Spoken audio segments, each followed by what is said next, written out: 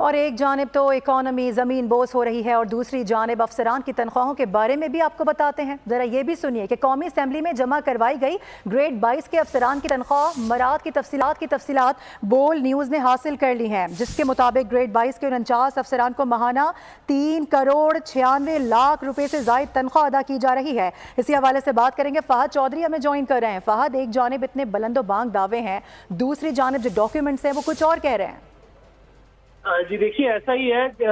वफाकी हुकूमत जो है इस वक्त ग्रेड 22 के तकरीबन 49 अफसरान हैं जिन्हें 3 करोड़ 96 लाख रुपए माहाना तनख्वाह अदा कर रही है। कौमी असम्बली में जमा करवाई गई ग्रेड 22 के अफसरान की तनख्वाह और मराद की तफसीलात बोल न्यूज ने हासिल कर ली है। एडमिनिस्ट्रेटिव सर्विस, पुलिस सर्विस और सेक्रेटेरिएट ग्रुप में 49 अफसरान ग्रेड 22 में काम कर रहे हैं और सबसे ज्यादा 16 अफसरान इस वक्त एस्टेब्लिशमेंट डिवीजन में तैनात है और इन्हें माहाना तनख्वाह 3 करोड़ 96 लाख रुपए से जायद मराद के साथ अदा की जा रही है। सबसे ज्यादा तनख्वाह इस वक्त ग्रेड 22 के एक अफसर है मोहम्मद शकील मलिक, जो कि ऐवान सदर में तैनात है।